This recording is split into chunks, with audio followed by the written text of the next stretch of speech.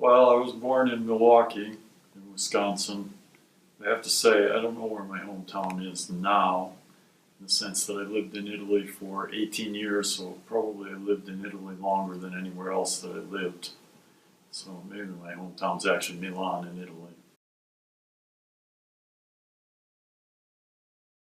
So I'm the director of the Institute, but I'm also a scientist at the Institute. So in my role as director, I have to pay attention to the two primary arms of the Institute. That means the basic science side of the Institute, where we have currently 5 PIs, and we will hire one other one. And then the clinical science arm, which is directed by Tom Langen. And he and I work together there to pursue translational research aims relevant to Krabbe leukodystrophy. And then I'm also one of the primary investigators, that means basically a lab leader on the basic science side. And there I'm interested in myelin. That's what I've always worked on, is myelin.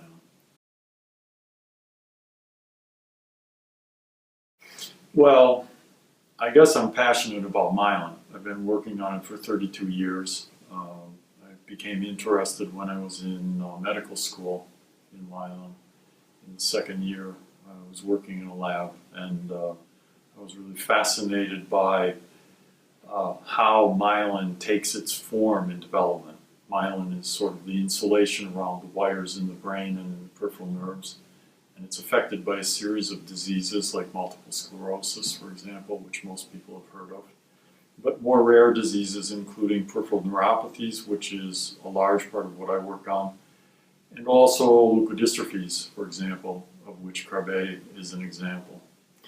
And yeah, I'm passionate about it for 2 reasons. One, I'm a neurologist by training, and I care a lot about diseases of myelin, and Krabbe leukodystrophy is one of them. It's perhaps one of the most severe forms, in the sense that in the childhood form, the children can die within several years after diagnosis, and this is really a terrible event for the family and also for the physicians who care for the patients. As a digression, neurologists have the misfortune in their clinical lives to not be able to do much for most neurological patients, although that's changing more recently. But when I was trained, basically neurologists made diagnoses and there wasn't much they could do. And so now that's changing. We're able to do things for some neurological diseases. And myelin diseases are an example of where we've been successful. So there are real treatments, for example, now emerging for multiple sclerosis. And what we'd like to do is to be able to develop similar approaches to the more severe forms of myelin diseases. And for me, that means working on inherited neuropathies, but also Krabbe leukodystrophies. There's a parallel between the two in a way. And that's what I've been interested in the sense that they both involve toxicity. So there are many inherited neuropathies that are dominant, and they actually involve not only the loss of function of a gene, which everybody understands, but they cause some toxicity. And in reality, the key to curing the disease is to understand how to detoxify that effect, that toxicity in the nerves. Similarly, Krabbe leukodystrophy is a recessive disease, but it's similar in that it's loss of a gene, but that gene, not only do you lose its normal function, which in a way is to empty the garbage in the cell, to degrade the garbage in the cell, but in a complex metabolic process, it also creates a toxin called cyclozine. And it's eliminating that toxicity from cyclozine that actually will probably be very important to developing a cure for Krabbe leukodystrophy. So that's what we're really interested in.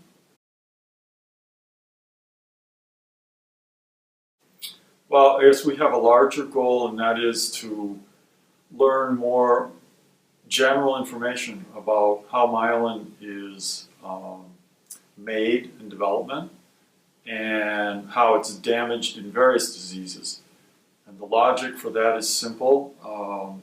Many diseases need repair after myelin is damaged, and the best example for how to understand how to repair something is to understand how it was made in the first place. And this applies to a car or a bicycle or myelin. It doesn't change. And so that information will be generally useful for all diseases of myelin. It could be multiple sclerosis, it could be Krabbe-Leukodystrophy. But then more specifically, we are doing a series of very specific experiments in my lab, but in also other labs in the Institute we're trying to produce a set of tools, so-called, that will allow us to answer questions specifically about Krabbe-Leukodystrophy.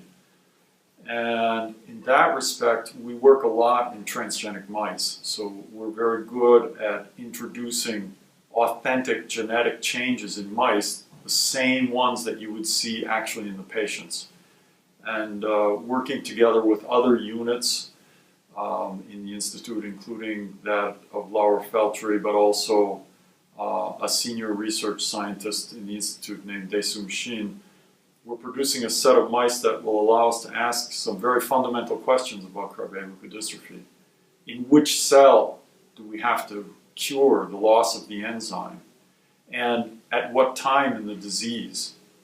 And also, how can we better diagnose the disease and predict how the disease will progress? None of these questions are very well answered right now, and we hope that these mice will allow us to answer that. So I'm excited about the future in general of myelin diseases, but especially for Krabbe-Leukodystrophy, because these tools, which have become available in general in the last 10 to 15 years, have really revolutionized diseases that have an inherited or genetic origin, like Krabbe-Leukodystrophy. And there's every reason to think that if we make those same tools for this disease, that is Krabbe-Leukodystrophy, we'll also be successful in identifying a cure.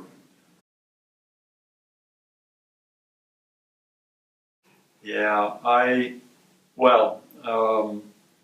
returned from Italy 3 years ago, and I've noticed something paradoxical.